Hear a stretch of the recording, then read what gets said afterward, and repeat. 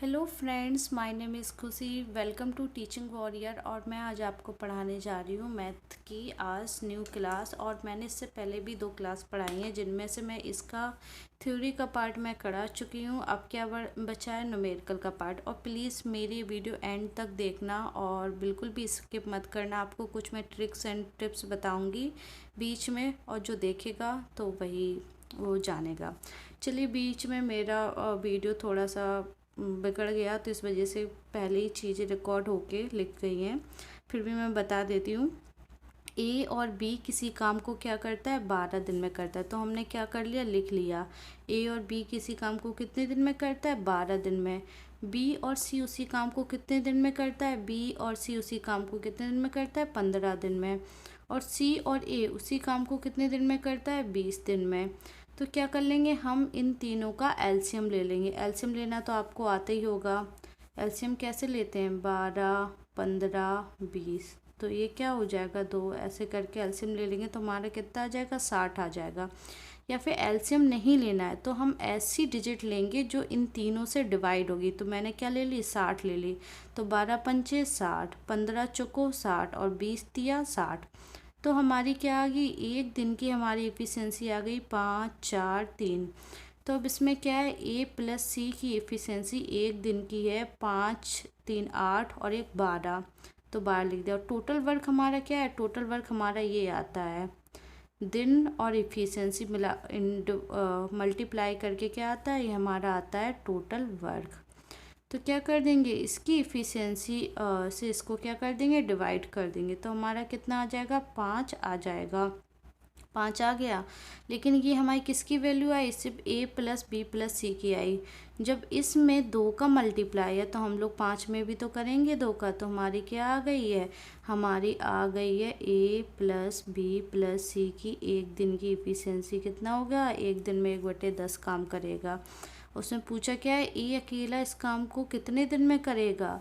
हमें ए का फाइंड करना है, लेकिन हमें बी और सी की तो वैल्यू दी गई है ना। बी और सी कितने दिन में करता है, 15 दिन में करता है। तो क्या कर देंगे, माइनस कर देंगे बी और सी की। कितना हो जाएगा, 15 हो जाएगा। इन कैल्शियम लेंगे, कितना आ जाएगा, 30। और ये कितना आ जाएगा, 2। क्या आ जाएगा, 1/30। तो हमारी ये क्या आ गई, ए की वैल्यू आ गई। तो ए कितना काम करेगा, ए अकेला उसी काम को 30 दिन में पूरा करेगा। ये हमारा क्या होगा, आंसर हो गया। चलिए नेक्स्ट देखते हैं। नेक्स्ट हमारा कह रहा है कि यदि 2 संख्याओं का अंतर तथा गुणनफल क्रमशः 5 और 36 हो तो उनके व्युत्क्रमों का अंतर बताइए। चलो 2 संख्या देख लेते हैं जिनका अंतर। देखो 2 संख्या हमारी क्या होंगी, 2 संख्या जिनका गुणा करने में क्या आए, 36 आए। एक तो 6 और 6 हो जाएगी, और एक क्या हो जाएगी, 9 चौको 36। इन्हीं 2 से तो आएगा। लेकिन इनमें क्या, उनका अंतर कितना हो, 5 हो। इसमें तो अंतर भाई 0 आ रहा, और इसमें हमारा क्या आ रहा है, 5 आ रहा कि नहीं आ रहा। आप ये चीज़ देखिए, ये शॉर्ट ट्रिक है। तो उनके व्युत्क्रमों का अंतर बताइए। तो इनके व्युत्क्रम क्या हो जाएंगे, 1/9 और 1/4। तो क्या हो जाएगा, 9 चौको 36। और ये कितना आ जाएगा, ये 4 बार और ये 9 बार। तो ये हमारा क्या आ जाएगा, 5/36। चाहे माइनस कर लो, चाहे इसको ऐसे पलट लो, तो हमारा क्या हो जाएगा, फर्स्ट ऑप्शन हो जाएगा। हार्डली आपको इस क्वेश्चन को करने में कितने सेकेंड लगे, 10 सेकेंड लगे। अगर आप इसकी ट्रिक सीख जाएंगे तो आप बहुत मिनट में करेंगे। अब वही है, इनको मान लो एक संख्या ए है और बी है, इसका अंतर 5 है, उनका गुणनफल ए बी है। तो कितना लंबा टाइम लगेगा, आपको खुद भी पता होगा, बहुत लंबा टाइम लगेगा। इट्स बेटर कि शॉर्ट ट्रिक से करो, और आप ऑप्शन देख के ही पहचान जाओगे कि 9 चौको 36 होता है। तो सबसे पहले बेस में देखो 36 इसके है, और क्या है, और माइनस किस में है, अंतर किस में है, इसमें है। तो आप सिंपली ऐसे भी टिक कर सकते हो। चलिए इसकी भी शॉर्ट ट्रिक बताती हूँ। किसी 2 अंकीय संख्या के अंकों का गुणनफल 6 है। 2 अंकीय संख्या, 2 अंकीय संख्या हम लोग क्या मानते हैं, ये जो 10x वाला है ना क्वेश्चन, क्या मानते हैं, 10x + y मानते हैं। उस संख्या में 9 जोड़ने से प्राप्त संख्या में अंकों के स्थान बदल जाते हैं। उसमें हमने अगर 9 जोड़ दिया, हम लोग यही इक्वेशन तो मानते हैं, और प्राप्त स्थान क्या होते हैं, बदल जाते हैं। ये हमारी क्या हो गई, लॉन्ग ट्रिक। यही कह रहा है। चलिए हम आपको शॉर्ट ट्रिक बताते हैं। शॉर्ट ट्रिक है कि दो संख्याओं के अंकों का गुणनफल। दो संख्या हम लोग क्या मान लेते हैं, 2 और 3, तभी तो 6 गुणनफल होगा, और किसी संख्या का तो होगा नहीं 6 गुणनफल, आपको भी पता है। तो उन संख्याओं में 9 जोड़ने पर, तो इसमें इसकी वैल्यू पुट ऑफ करेंगे, तो हमारा क्या हो जाएगा, 10, ये x है और ये y है, और प्लस 3 कितना आ जाएगा, 23 आ जाएगा। उस संख्या में अगर 9 जोड़ने से प्राप्त उनके स्थान बदल जाते हैं। अगर इसमें हमने 9 जोड़ दिया तो हमारा कितना आ जाता है, 32। स्थान बदल गए, क्या हो गया, 23 से क्या हो गए, स्थान हमारे बदल गए, 32 हो गया, और कोई संख्या ही नहीं है। और अगर आपको ये भी करने की ज़रूरत नहीं है, सिर्फ ऑप्शन में 23 ही दे रखा है, इसको तो आप बिल्कुल 10 सेकंड से भी कम में कर सकते हो। क्यों इतना लंबा प्रोसेस करना, आप इसको पहले मानते x और y का गुणनफल 6 है, उस संख्या में 9 जोड़ने पर क्या हो जाएगा, इसमें 9 जोड़ोगे, फिर ये करोगे, फिर इसको करोगे। ये ऐसी गलतियां हम भी कर देते, जो बच्चे बेचारे कोचिंग नहीं पढ़ते हैं तो उनको ये सारी चीज़ें पता ही नहीं होती है। तो हमने भी यही सब गलतियां की हैं, लेकिन अब पता है, क्योंकि चीज़ें बहुत बाद में पता चलती हैं। चलिए नेक्स्ट देखते हैं। दो कोटि पूरक कोणों का अंतर कितना है। कोटि पूरक कोण क्या होते हैं, जो 90 होते हैं या फिर 90 से कम होते हैं। तो मान लीजिए एक कोण x है और एक हमारा 90 माइनस x है। आपने कभी सोचा है ऐसा क्यों मानते हैं, इसलिए मानते हैं, इसमें से ये कट कर दो तो क्या बचेगा, 90। 90 क्या होता है, कोटि पूरक कोण होता है। अब कह रहे हैं इनका अंतर 40 है। अब ये ले लिया और हमने वे माइनस एक्स और माइनस एक्स, इनका अंतर क्या है, कुछ यार गड़बड़ कर रही हूँ।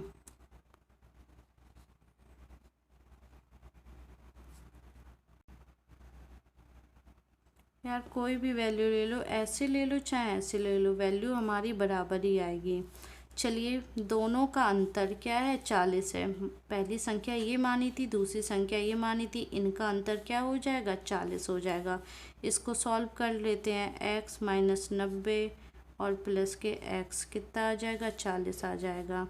ये 2x इतना हो जाएगा। अरे भाई मैंने तो गलत कर दिया है, इसको क्या लेंगे, इसको प्लस में लेंगे, इसको माइनस में लेंगे, पहले सही कर रही थी। तो ये हमारा कितना आ जाएगा, ये आ जाएगा इतना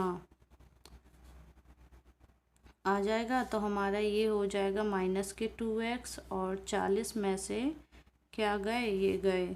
यार थोड़ी तो गलतियां हो जाती, इंसान है। तो हमारा कितना आ गया, 25 आ गया, और 90 में से इसमें 25 को पुट कर देंगे तो हमारा कितना आ जाएगा, 90 माइनस 25 कितना आ जाएगा, 45। हमारा आंसर क्या होगा, एक का आंसर 25 और ये 45, तो दोनों कोणों के मान पूछे गए, ये हमारा आंसर।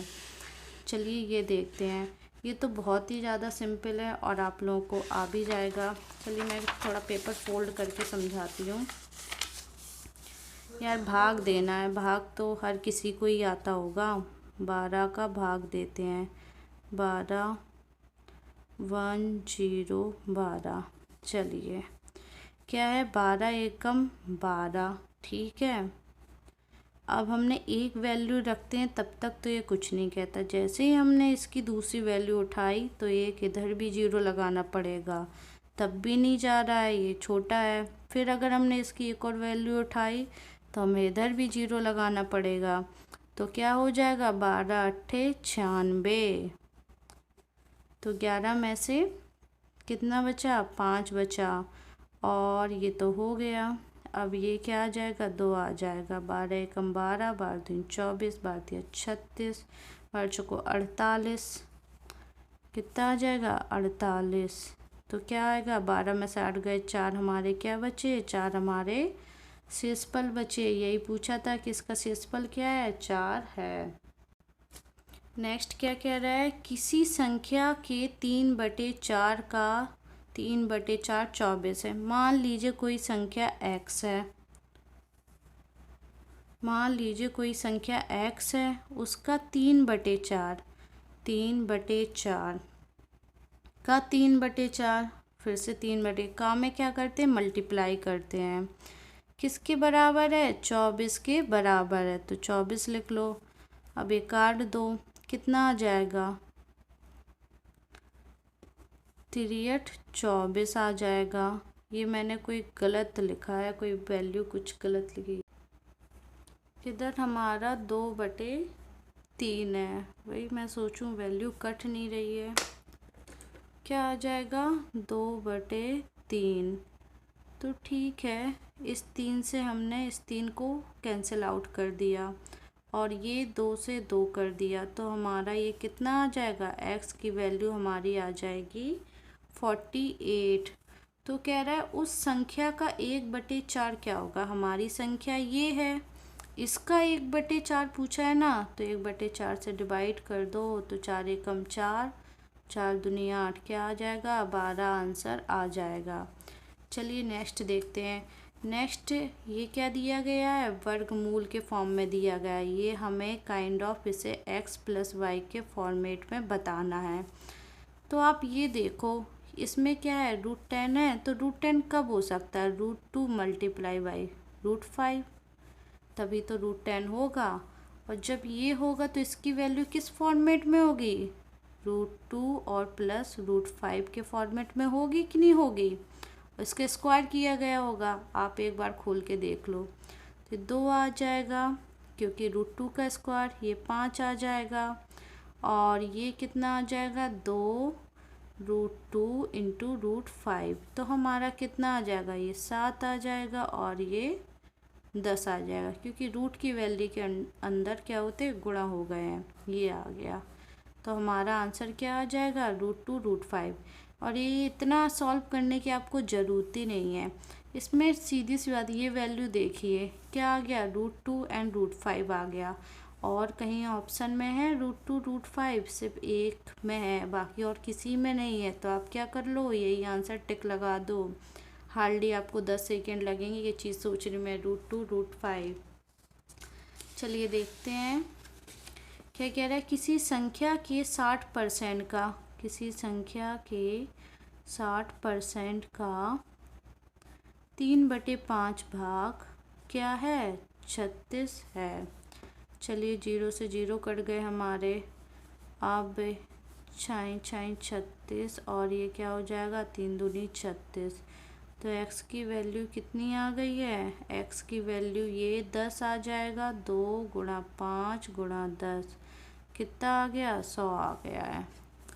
60% को किसी संख्या का है तो हमेशा मल्टीप्लाई, 60% 60/100 और का मल्टीप्लाई, ठीक है। आज आपका क्वेश्चन है कि पाई है एक, क्या है, परिमेय संख्या है, अपरिमेय संख्या है, कि अभाज्य संख्या है, कि पूर्णांक है। आपको तुरंत ही कमेंट करके बताना होगा। चलिए जब ये इस टाइप की वैल्यू आए तो हमें इसके किसके इक्वल रख देना चाहिए, के इक्वल रख देना चाहिए। तो ए क्या हो जाएगा, ए हमारा आ जाएगा, जैसे कि ये के है तो क्या हो जाएगा, A3K आ जाएगा। ऐसी बी कितना आ जाएगा, B4K आ जाएगा, और सी कितना आ जाएगा, सी हमारा क्या आ जाएगा, 7K आ जाएगा। यही वैल्यू ऊपर पुटअप कर दो, तो क्या आ जाएगा, 3K + के 4K + के 7K। मैं डिटेल में इसलिए बता रही हूँ, जिसको समझ में ना आए तो वो समझ ले, जिसको आ जाए तो मेरा वीडियो स्किप कर दे। क्या आ जाएगा, 4 3 7, 7 दूनी 14, और 14 में से कितने का क्या आ जाएगा, ये हमारा 2 आंसर आ जाएगा, और के से के क्या हो जाएंगे, सारे कैंसिल आउट हो जाएंगे, तो क्या आ गया, 2 हमारा आंसर आ गया। चलिए ये देखते हैं, ये क्वेश्चन क्या है, इतना बड़ा गुणनफल है। जब पहली बार मैंने टेट दिया था ना, तो मुझे पता ही नहीं था, मैंने कहा इतना लंबा गुणा कैसे करूँगी, मैं करने भी बैठ गई, क्योंकि आइडिया ही नहीं था कैसे करते हैं। इसमें क्या लेते हैं, सिर्फ इसका इकाई की वो लेते हैं, तो क्या हो जाएगा, इसमें क्या करेंगे, इकाई को ले लिया, इनका मल्टीप्लाई किया, तो हमारा क्या आ गया, 8 और 8 आ गया, तो 8 8 क्या होता है, 64 होता है। इनका भी इकाई का नंबर लिया हम लोगों ने, तो 64 का हमने क्या लिख दिया, 4 लिख दिया। तो इसमें क्या पूछा गया है, इकाई का अंक पूछा गया है। तो डायरेक्टली क्या आ गया, ये आ गया। चलिए देखते हैं, दो संख्याओं के महत्तम समावर्तक और लघुत्तम समावर्तक इतने हैं, तो इन संख्याओं का गुणनफल, एक सेकेंड इसको मैं ऐसे करके लिख के समझाती हूँ। इसमें क्या कह रहा है, दो संख्याओं का महत्तम समावर्तक, देखो इसका तो वैसे एक ये फॉर्मूला होता है, महत्तम समावर्तक एकदम लघुत्तम पहली संख्या को, और ये क्या हो जाएगा, दूसरी संख्या। बट ये थोड़ा डिफरेंट है, इसको ऐसे करते हैं। इसमें क्या कह रहे हैं, दो संख्याओं का महत्तम लघुत्तम इतना दिया गया, इन संख्याओं का योगफल, मान लीजिए एक संख्या हमारी 12x है और दूसरी संख्या कितनी है, 12y है, तो क्या हो जाएगा, इनका योगफल इतना है, 12x प्लस 12y कितना आ जाएगा, 60 आ जाएगा हमारा। और इसमें क्या कह रहा है, इनका लासा तो हमारा कितना आ जाएगा, 12x और 12y, मासा तो हमारा क्या होता है, जो चीज़ कॉमन होती है उसको ऐसे ही लिख लेता है, क्या हो जाएगा, और 72 आ जाएगा। x और y की वैल्यू कितनी हो जाएगी, 12 छंग 72, ये 6 आ गया। और इधर से इसको ले लो, x प्लस वाई, और ये कितना हो जाएगा, 12 से कट जाएगा, कितना आ जाएगा, 12 पंचे 60। अब इस फॉर्मूले में पुटअप करके आप एक्स वाई की वैल्यू निकाल सकते हैं। जब x माइनस वाई आ जाएगा तो एक्स वाई की अलग से वैल्यू निकालेंगे। कितना लंबा प्रोसेस करेंगे, क्या ज़रूरत है इतना लंबा प्रोसेस करने की, मैंने इसका आंसर लिख नहीं रखा है, बट इनमें से एक संख्या क्या होगी वो मैं बता दे रही हूँ। जब x प्लस वाई 5 है तो इनमें से किसी एक की वैल्यू 2 होगी और किसी एक की वैल्यू क्या होगी, 3 होगी, तभी तो जोड़ के हमारे 5 आए हैं। ये चीज़ सोचिए, तभी जोड़ के 5 आए कि नहीं आए, चाहे 3 इधर रख दो चाहे 2 इधर रख दो, क्योंकि हमने दोनों के मान तो एक ही माने हैं ना। तो क्या होगा, अब इसमें x की वैल्यू पुट कर देंगे तो कितनी आ गई, एक का मान आ गया 12 दूनी 24, और एक का मान रख देंगे 24 बातिया 36। जो ऑप्शन में होगा वो हमारा आंसर हो जाएगा, क्योंकि मैंने आंसर लिख नहीं रखा है। इन दोनों में से कोई एक आंसर होगा। चलिए फ्रेंड्स, वीडियो यहीं ख़त्म करते हैं, काफ़ी वीडियो लंबा जा रहा था, और फिर मिलते हैं नेक्स्ट क्लास में। और प्लीज़ मेरी वीडियो ज़रूर देखना। Bye bye and take care.